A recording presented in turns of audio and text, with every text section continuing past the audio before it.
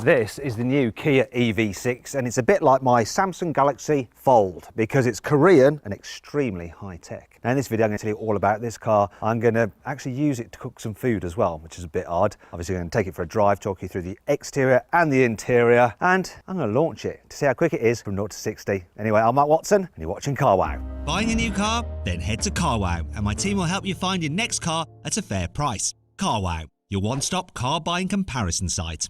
Let's start this video by talking about the design. When I saw this thing in pictures, I thought it looked okay, but here in the flesh, it is a really striking car. I really like the full length light bar. Looks especially cool when you turn the lights on. There are kind of elements of a Aston Martin DBX about it, but that's no bad thing, is it? And look at this down here, some of the coolest reversing lights I've ever seen on any car. One thing I'm not so sure about though is the sort of fakey venty stuff here, but I do like this jingle jangle jewelry effect. That's nice. Anyway, let's move down the side. So alloy wheels start at 19s, going up to 21s. These are the mid-level 20s. They look nice. I love the swooping roofline of this car, the wide haunches, the side sills. It looks awesome. It really does. And it's got like a cab forward design, but it still looks very sporty and beefy at the front. I think this is a great looking car, especially in this paint scheme. Around the front, it looks good here as well. There are a few fake vents, but really that's very little to complain about. It's a good looking car. Now, Kia's trademark grille is known as Tiger Nose, but they've renamed it for this EV as the Digital Tiger Face. Okay. Now, this car starts at £41,000 and it's not bad considering the amount of spec you get with it. And if you want to make sure you're paying a fair price on your next car, click on the pop-out banner up there or follow the link below the video to go to CarWow. Alternatively, after this video, you can simply Google Help Me CarWow and my team and I will help you choose the right car for you and get it for a fair price from one of our trusted dealers. I love the interior design of this Kia EV6. It's really nice. The textured effect on the dash and the different lines, the blue lighting here, the screens. They actually have a coating on them which helps prevent glare so that you can see them even in direct sunlight. The quality is pretty good as well. It's only when you go further down that things get a bit scratchy, but it's to be expected really. I love the look of this center console. It does wobble a bit, but you know, these shiny bits on it really nice. This armrest is comfy. I like the fact that you've got a gear selector as a rotator rather than a gear lever like you get in some other EVs, which is just pointless. Steering wheel's cool. It's a really nice design. I'm impressed with what they've done, and the seats are lovely as well. This kind of velour effect. Apparently the seats are made out of recycled bottles. It's all very good actually. Tech, that's excellent as well. So it's got Kia's latest infotainment system. It's responsive enough. The graphics are fine. It's got Apple CarPlay, Android Auto. Now, if you want to use the climate control, they are touch sensitive buttons, which aren't quite as easy to use when you're driving as actual physical buttons that move, but it's not too difficult and you can do the temperature using a rotary knob. And look at this, you can toggle between shortcuts for the infotainment system. And you've got these buttons on the steering wheel as well. And you use the ones over this side to toggle through all the information on the digital driver's display, which is nice and clear and very well laid out. Good comfort in here, lots of adjustment in the steering wheel and in the seats as well, which is good. It feels very roomy as well because there's a load of space just here where you can like store things down here. You've got various charging ports, USB and USB-C. There's more storage under here. You've got cup holders here of different depths, so that's a shallowy one, that's a slightly deeper one. Probably should do them the other way around, otherwise you'll end up doing that thing where you lift off the top of your coffee. Well, that stereo shut up. I knew I shouldn't have pressed the blooming radio button. Let's go back to map. Please refer to the map. Again, interrupted quite a lot here. Let's continue. So, big glove box. Look at the size of that. It goes back such a long way. And the door bins are huge too. And they're lined with felt so things don't rattle around in there. Good if you've got a posh glass bottle like this. Oh, one last thing I want to show you. This is very good for vain people like me. These have to be the biggest vanity mirrors on any car. I don't look as good as I thought I did. The Kia EV6 feels nice and spacious here in the back seats. So look how much knee room I've got. It's insane. Now, even though this car is slightly shorter on the outside than Kia's big Sorento SUV, because the wheels on the EV6 are further apart, the front and the back wheels, you've got more interior space. And because it's an electric car, the batteries are underneath the floor, which means you get a completely flat floor because unlike in a internal combustion engine car, there's not like space for the exhaust or the drive shaft from the engine to the wheels at the back. So look at all that space we've got. The disadvantage of having batteries underneath the floor does mean that there's not that much of a distance between the floor and the seat, so you can feel a little bit like you're sitting a bit too low, but it's not too bad. It's just a shame that you can't really stretch your feet out that much under the chairs in front because they are quite low, but still there's so much room, it doesn't really matter. One minor issue could be for really tall people. The headroom, it's all right for me, but people over 6 foot may find it a little bit tight. In fact, there is a bit more headroom in a Ford Mach-E, and if you click on the pop-out button up there, you can watch my full in-depth video review of that car. There's very little to fault about this. Look, you've got some posh airplane style pockets on the seat backs, cool little USB charging ports there. Another thing I want to show you is this. Look, fold down this, you have a cubby area there, and if I do that, it becomes a cup holder. Look at that, it's like magic. There is some through loading, but the space isn't that great. You might fit some skis through there just. The other thing I'm going to show you is this. Look, yeah, you can recline the back seats. You can also put the rear windows all the way down. I like that. That's a good feature. And if you need to carry 3 in the back at once, because this seat is flat and you got all that space in the footwells, it is doable. As for fitting a baby seat in the back, this roof does slope inward, so you do struggle to get a real bulky rear facing seat in, but the doors open wide, which does help, so there's lots of room to maneuver once you've got it underneath the roof. The only problem is that the isofix anchor points are a little bit hard to get at, so you end up jumping away to get them located, but once in place there's loads of room because there's so much space between the front passenger seat and these seats that even with those bulky rear facing seats, you're absolutely fine. The person in the front passenger seat isn't wanting for space at all.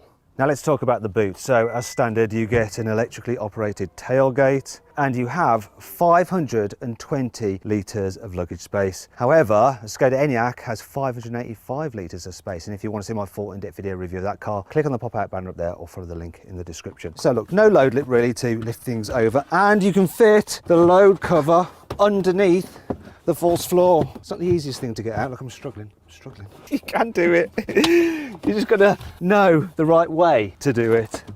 I'm going to use that in a second because I want to show you something else. There's quite a few other cool features, like we've got nets here, we've got 12-volt sockets, and I like this. You can release the back seats and fold them down from those handles in the boot. And this is what I wanted this for. Look, you can slide things to the front because you have a continuous floor there with all the seats folded. That's quite good, but I'm not done yet. You see you have some more storage space here under this lovely clamshell bonnet. Look, we have a front boot, a fruit. So it has a capacity of 52 litres, unless you have the all-wheel drive version, which has another motor at the front, and therefore you have less fruit space. It's only 20 litres. And that brings me on to 5 annoying things about this car. If you have the top of the range car with the Meridian sound system, the subwoofer for it goes in the boot and it takes up 40 litres of space, which means you don't have so much underfloor storage, which is a bit annoying because that's where you'd ideally keep all your cables, whereas here on this car they have to just be there. The head restraints protrude quite a way forward, so they push your head like that a little bit, which really isn't great for your posture. You want to be more like that, but you can't. For a practical family car, the rear visibility is, I mean, just look, can't see much, can you, out the back window? And these rear pillars create massive blind spots, which is really frustrating when you're pulling out of junctions. Depending on your preferred seating position, the steering wheel can sometimes block the top of the screen. It's a bit of a bugger. When you're creeping along in traffic, this car makes a weird groaning sound from its brakes. Have a listen to this.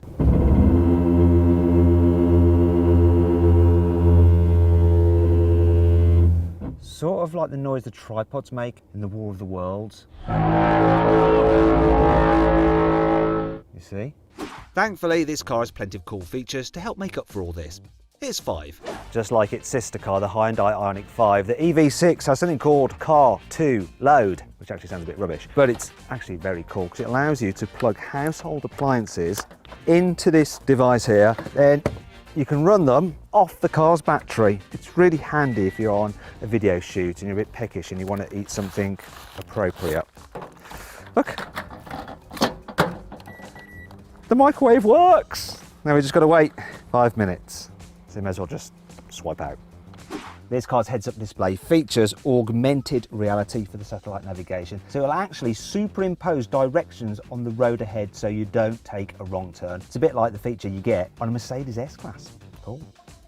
If you can't be bothered to walk all the way to your car, you can make the EV6 come to you. Just press a button and you can summon it.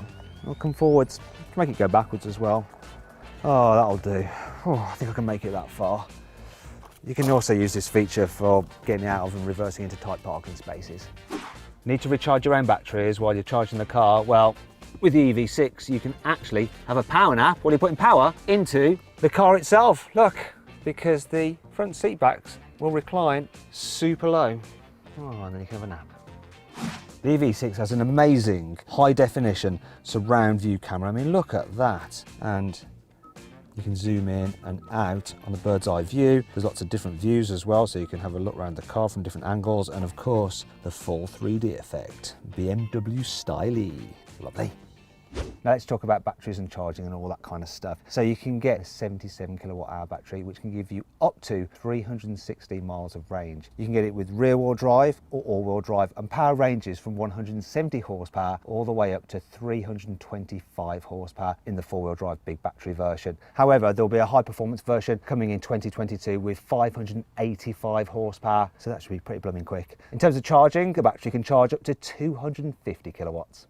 So then let's see what this Kia EV6 is like to drive. Now, underneath the skin, it shares many of its parts with the Hyundai Ioniq 5 because Hyundai and Kia are sister companies. However, Kia has set this car up to be a little bit more sporty to drive because it's sportier to look at, isn't it? What that means is that the suspension is a little bit firmer, so you feel the bumps a bit more. So when you're driving around town, occasionally if you hit a pole, you just get a bit more of a jolt, but it's never uncomfortable at all. I think it's absolutely fine. And driving around town, it's fairly easy to live with. So the steering's nice and light. The forward visibility is pretty good because you're sitting up quite high. It's a comfy car, and of course you've got regen effect for the motor, so when you lift off the accelerator, the car will slow itself as it recoups energy and puts it back into the batteries. And you can increase the amount of the regen effect by pulling on these paddles here. You can pretty much drive it on one pedal and not actually touch the brake pedal, only for emergency stops and stuff like that. Overall, this car is pretty easy to drive in town. Now, when you get out on a twisty road, you are thankful for that slightly firmer suspension setup because it means that this car doesn't lean so much in the bends as, say, an Ioniq 5.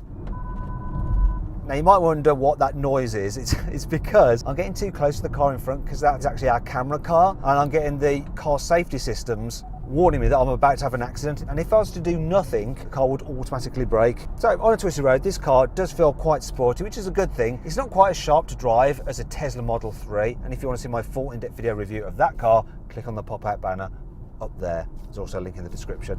Now, when you get out on faster roads such as motorways and stuff, you do appreciate the fact that this car is nice and comfy to travel in, and it's reasonably quiet. Obviously, there's no internal combustion engine whirring away in front of you. The only thing you notice really is a bit of noise from the road, from those big tyres. Other than that though, very, very relaxing. And you can use the standard fit automated cruise control, so you just turn that on and it'll do that thing where you use a radar to keep you a safe distance from the car in front, and auto steer to keep you in lane. Really takes the strain out of longer journeys. Another great thing that makes this car relaxing to drive is the instant punch from the electric motor. So if you need to get past someone suddenly, you just put your foot down and you just whiz by.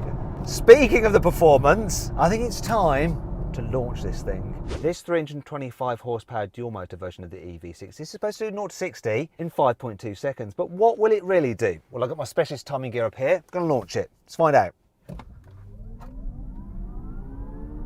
What we're going to get, we have a time. Wow. It did it in 4.8 seconds. That's impressive, though it does feel really quick.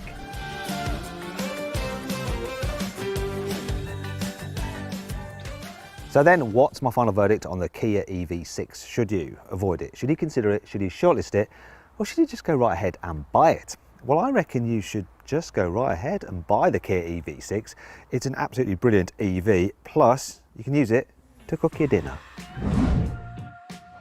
Hey, if you enjoyed the video, please give it a like. Also, let me know of any other videos you'd like me to do in the comments below.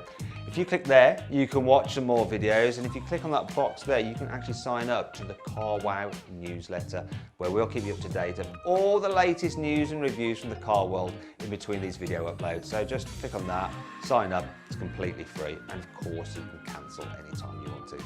Thanks for watching.